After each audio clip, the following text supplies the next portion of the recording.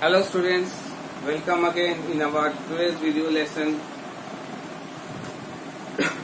In the last video lesson, we have completed up to page number 84, that how to find the molecular mass of the compounds before reaction and after reaction that remains the same. Okay, we have seen that how to write that, the molecular masses. Now today's main first topic is page number 8 from 84 itself, that is limitations of chemical equations.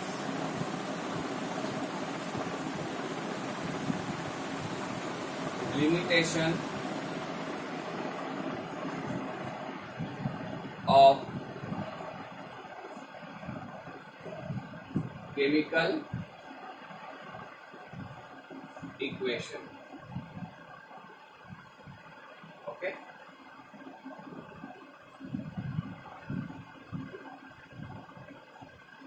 Now, what is the limitations of chemical equation? First of all, if we discuss the limitation, the chemical equation is still now do not describe the chemical reaction that are present in totally.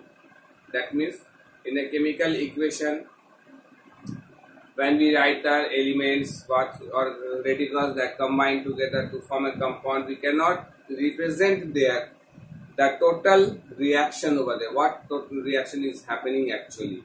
We are just writing the product and the reactant.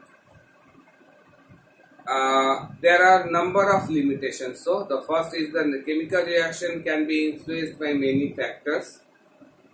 Okay, so many factors can also alter the reaction, so it have many limitations, and many factors is influenced by this chemical equation can be influenced.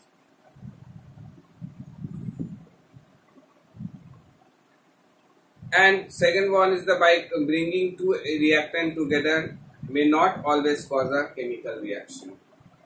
Whenever we bring a two reactant, sometimes they may not react together to form a chemical reactions. Certain condition must exist for these two reactions to perform. Suppose hydrogen and chlorine, when only exposed in the sunlight, then only they will react to form hydrochloride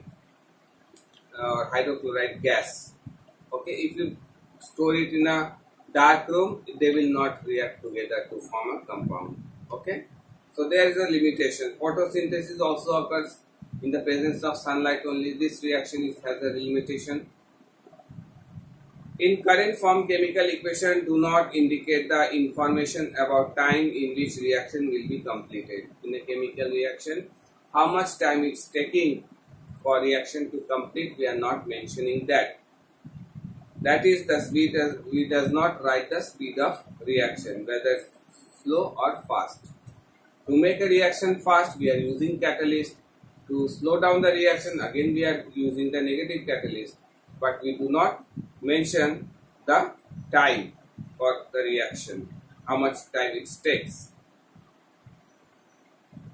The concentration and what is the absorptions of heat energy on the reactant, all the volume state of the product is formed, the nature of reaction, will it occur of its own or which factor affect the reaction, and so on. So in a reaction we can represent these things, that what is the concentration, whether it is absorbing heat or whether it releases heat. This information we can write, but we cannot represent the how much heat is required and how much heat is it released. In a reaction we don't mention that, so it again has some limitations. Okay, now how to make a more chemical equation more informative. To make a chemical reaction more informative, first of all we can write the physical state of the reactant. Physical states means whether solid, liquid or gas we can mention for a chemical reaction. Okay. Suppose if I take hydrogen, it is in gaseous state, we can write G. Oxygen O2, it is also in gaseous state, G. After reaction, it gives 2H2O. It is a water that is liquid. Okay. So in this way, we can mention the state of the reactant and the product for a reaction. Okay. If it is insoluble precipitation, also we can write. If it is in solution form, means if it is in a solution form, then we write a aqueous. We write AQ for in aqueous. Now sometimes gas is also released in a chemical reaction. Suppose for the reaction of Zn plus HCl, it gives ZnCl2 plus H2. So it is gaseous state, so we can write upward arrow mark.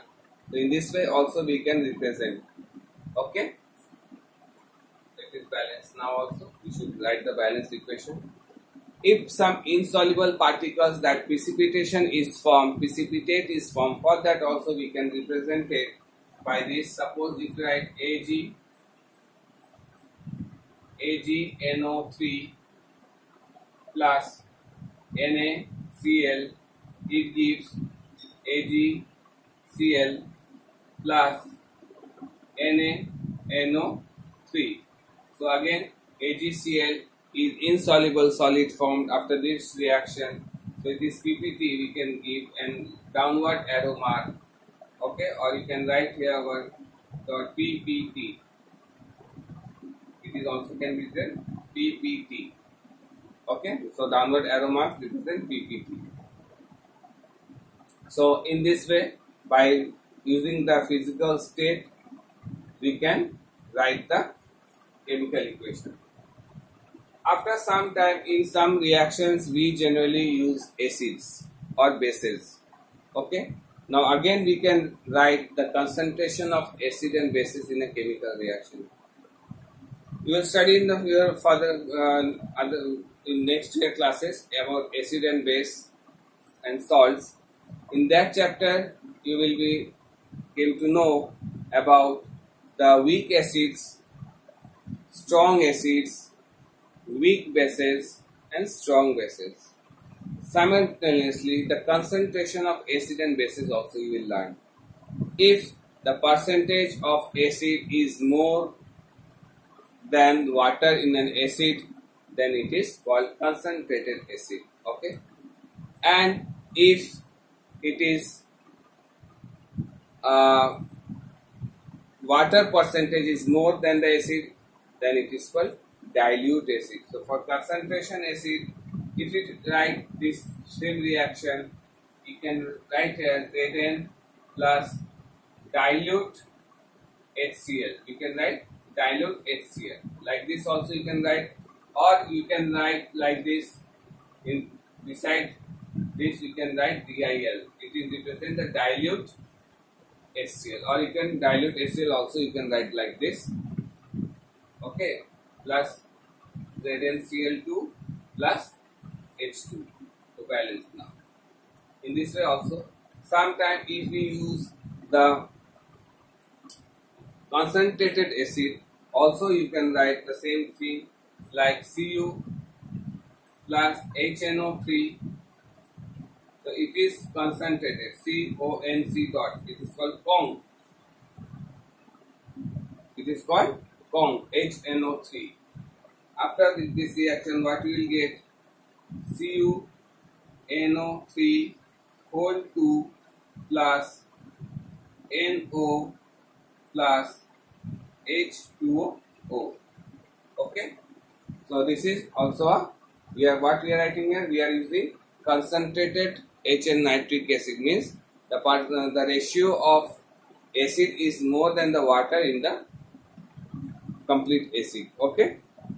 So in this way we can write a physical state and concentration of acid. We can make the equation more informative. After that, by using, second point is using the catalysts.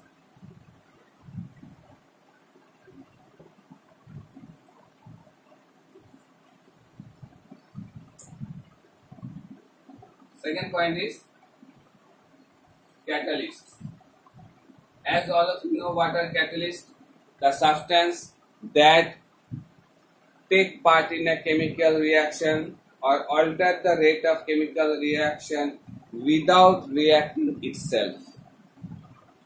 Without reacting itself, it just take part in a chemical reaction. Means it helps to increase or decrease the rate of reaction. So for that we have two types. That is, one is the positive catalyst and the negative catalyst. Positive catalyst means what? It makes fast the reaction and it makes slow down the reaction. For example, if you take example, that is iron, for the reaction of ammonia N2 plus H2, for this reaction we need Fe as a catalyst. We need Fe as a catalyst. It is always act as a positive catalyst. It is positive catalyst and it gives NH3. Okay, now you have to balance. Balancing is the different thing. You have to balance always the chemical equation. So here iron is a positive catalyst. It increase the rate of reaction because the reaction of nitrogen and hydrogen is very slow process, slow reaction. After that, if you take the decomposition of hydrogen peroxide H2O2, again it is a very fast reaction. For that, here what we use, phosphoric acid.